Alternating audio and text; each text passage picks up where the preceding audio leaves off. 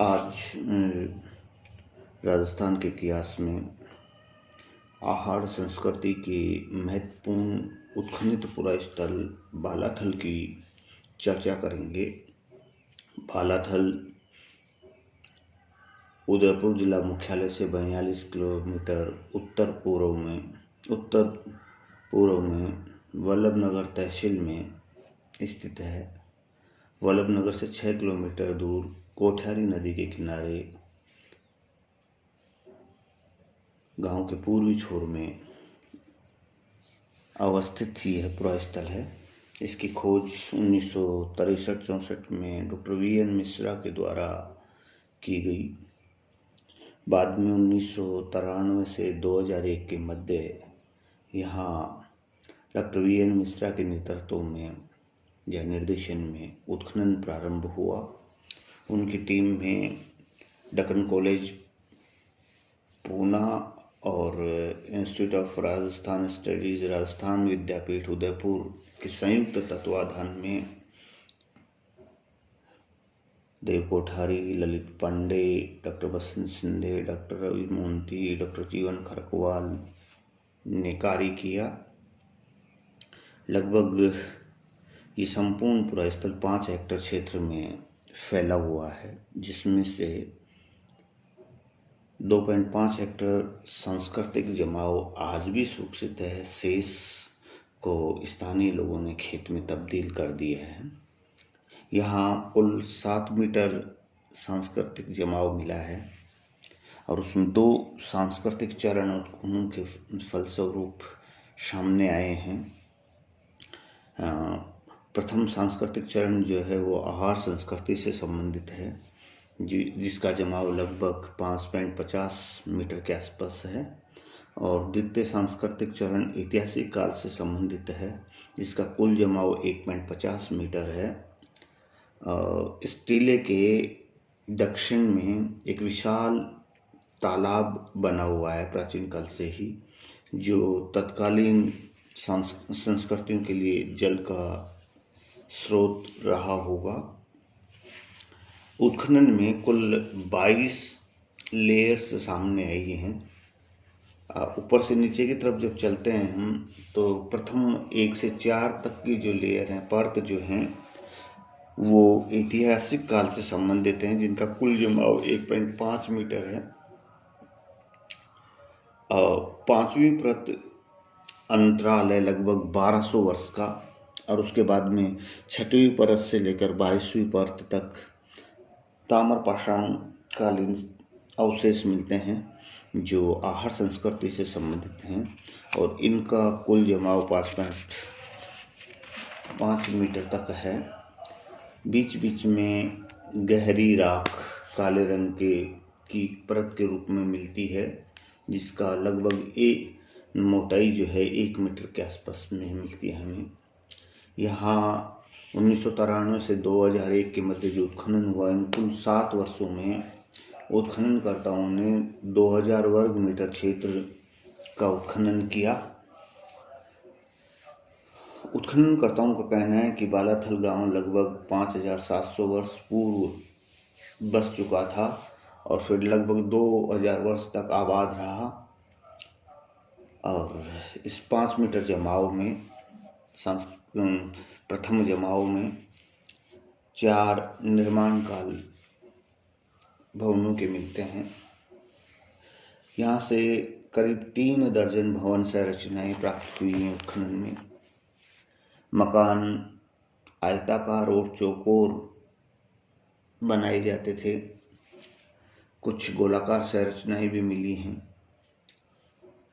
मकान बनाने में पत्थर, गारे, मिट्टी और कच्ची ईंटों का प्रयोग दिखाई देता है, और फर्श बनाने में मिट्टी व कंक्रीट को कूटकर उसके ऊपर गोबर व मिट्टी से लेप किया हुआ मिलता है। कहीं कहीं फर्श टूटने पर उसकी मरम्मत करने के प्रमाण भी मिले हैं। यहाँ एक दीवार लगभग 10 मीटर लंबी और 80 सेंटीमीटर चौड़ी तथा 1 मीटर ऊंची बनी हुई मिली है। जो नीचे उसमें पत्थर लगे हुए, ऊपर ईंट का प्रयोग किया गया है। एक भवन में फर्श पर 1.25 से 1.5 मीटर व्यास वाले अनाज की 2 कोठरियां पाई गई हैं। कोठरी के अंदरूनी भाग को गोबर व मिट्टी से लीपा गया है और उसके निकट ही सिलबट्टा मिला है। बालाथल के उत्खनन में मिट्टी के बर्तन पकाने के आवे भी मिले हैं। एक भवन में 7 कमरे मिले हैं और 2 भवनों के मध्य 2.80 मीटर चौड़ा एक मार्ग मिलता है जो उत्तर से दक्षिण की ओर जा रहा है। बस्ती के दक्षिणी पश्चिमी किनारे में एक बुर्जनुमा आकृति मिली है जिसका आकार 2.50 मीटर लंबा और 1.80 मीटर चौड़ा है। भवनों में यू आकार के चूल्हे मिले हैं फर्श पर। अनाज के भंडार कक्ष जैसे बालाथल में मिले हैं वैसे ही पूर्व में ग्लूम से भी मिल चुके हैं। बालाथल में लंबे और 2 मीटर चौड़ाई युक्त कमरे कक्ष मिले हैं। ईंटों का प्रयोग किया गया है और ईंटों का नाप 30 × 15 × 9 सेंटीमीटर मिलता है। लेकिन भवनों के निर्माण काल के द्वितीय चरण में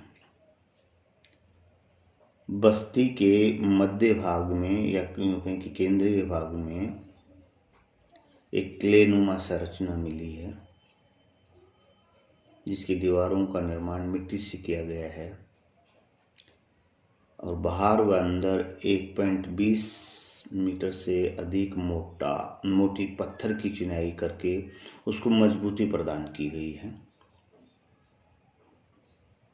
लगभग चौकोर आकृति में है ये अपने आप में एक महत्वपूर्ण खोज है क्योंकि इस तरह के अवशेष भारत की ताम्र पाषाणिक संस्कृतियों में कहीं से भी ज्ञात नहीं है।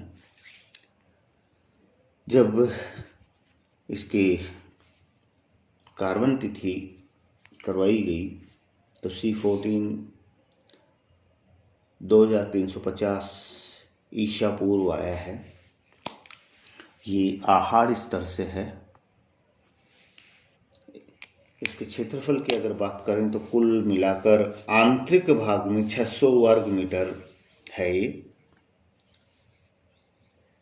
4 मीटर ऊंचा और 5 मीटर ऊपरी भाग है इसका। आधार में नीचे 7 मीटर है तो ऊपर की ओर जाते जाते मोटाई कम होती चली जाती है। दीवारें समकोण पर काटती भी हैं। आयताकार बुर्ज कोनों में बने हुए हैं इसके। पश्चिमी कोने का बुर्ज 3.75 × 1.40 मीटर आकार का है। दक्षिण में दीवार 13 मीटर पूर्व में आगे जाकर दक्षिण में मुड़ती है, पूर्व में आगे जाकर दक्षिण में मिलती है और दक्षिण में 8 मीटर तथा 18 मीटर आगे जाकर पूर्वी दीवार में जाकर मिल जाती है। इसकी पश्चिमी दीवार 24 मीटर लंबी है तो उत्तरी दीवार 34 मीटर लंबी है, पूर्वी दीवार 27 मीटर है। तो हम कह सकते हैं कि दक्षिण में 18 मीटर, पश्चिम में 24 मीटर, उत्तर में 34 और पूर्वी भाग में 27 मीटर है। लगभग आयताकार बनती है आकृति और आंतरिक भाग जो है वो 600 वर्ग मीटर का है और उसके अंदर एक विशाल गोबर का भंडार जला हुआ है। ये महत्वपूर्ण संरचना है क्लेनुमा जो अन्यत्र कहीं से नहीं मिलती इस काल में।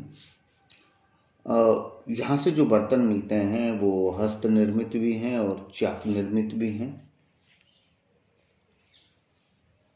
आहार कालीन बर्तनों में ब्लैक एंड रेड वेयर, काले व लाल चमकदार, और फिर उनके ऊपर सफ़ेद रंग से चित्रण मिलता है।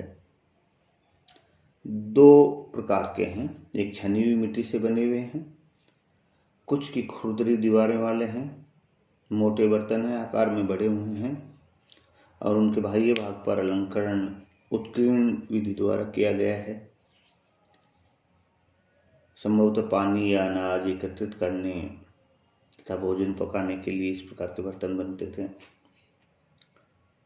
यहाँ से चित्रित काले व लाल रंग के बर्तन मिलते हैं। ब्लैक एंड रेड वेयर है, उनके ऊपर सफ़ेद रंग से चित्रण है।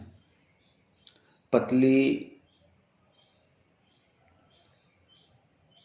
गड़न वाले लाल पॉलिश युक्त बर्तन मिलते हैं। चॉकलेटी वेयर मिलता है, टेन वेयर बर्तन जिसको कहते हैं। पांडु रंग के बहुत कम मिले हैं। बफ वेयर के बर्तन हैं, बहुत कम मिले हैं संख्या में, और उन पर काले रंग से चित्रण किया गया है। पांडु रंग के हैं ये। ब्लैक एंड रेड वेयर में सफ़ेद रंग की लहरदार, बिंदु समूह, वृत्ताकार, अर्धवृत्ताकार आदि रेखाओं द्वारा चित्रण देखने को मिलता है। बर्तनों के प्रकारों की बात करें तो कटोरे, घड़े इस प्रकार मिलते हैं, और बाह्य भाग में पॉलिश भी की गई है कई बर्तनों पर। यहाँ से रिजर्व शिल्प वेयर भी मिलता है। औजारों की बात करें या मानकों की बात करें या प्राप्त सामग्री की बात करें तो यहाँ से ताम्र उपकरण मिलते हैं जो खेती, शिकार, रसोई आदि में काम आते थे। दैनिक उपभोग की वस्तुएं हैं ये। औजारों में छेनी है, घास काटने की पत्ती है, तीर है, चाकू है, कुछ प्रस्तर निर्मित उपकरण मिलते हैं जो चर्च जेस्पर पर निर्मित बहुत संख्या में बहुत कम हैं। गोलाकार हथौड़े मिले हैं प्रस्तर निर्मित। यहाँ से मनके मिलते हैं, जेस्पर, एम्फिस्ट, स्टेटाइट आदि के बने। स्टेटाइट के सर्वाधिक रूप से मिले हैं। कुछ मृण्मय मूर्तियाँ मिली हैं, बैल की विशेष करके हैं जो धार्मिक प्रवृत्ति के द्योतक हैं उनके। हम अगर बालाथल के लोगों के आर्थिक स्थिति की अगर बात करें तो यहाँ के लोग जिन पशुओं को पालते थे उनमें गाय, बैल, भैंस, बकरी, भेड़ तथा जंगली जानवरों में नीलगाय, चौसिंगा आदि की स्त्रियाँ प्राप्त हुई हैं। खेती से संबंधित हमें गेहूँ, जौ, चावल के जले हुए दाने मिले हैं। जो द्वितीय चरण जो है हमारा लौह युगीन, जिसको हमने ऐतिहासिक काल कहा पूर्व में, वो लौह युगीन संस्कृतियों का प्रतिनिधित्व करता हुआ दिखाई देता है। लाल रंग के मृद पात्र मिलते हैं। लोहा गलाने की भट्टियों के बारे में जानकारी मिलती है। कार्नेलियन, कांच, जेस्पर और एमेथिस्ट और क्रिस्टल के मणके मिलते हैं। पानी के निकास से तो मिट्टी के पाइप मिलते हैं, मृण्मय पाइप मिलते हैं हमें। इस प्रकार हम देखते हैं कि बालाथल का जो प्रथम चरण जो है आहार संस्कृति का, वो बहुत ही महत्वपूर्ण है। वो आहार पुरास्थल के सदृश से ही आहार संस्कृति पर प्रकाश डालता है। ये राजस्थान के लिए महत्वपूर्ण पुरास्थल है अपने आप में।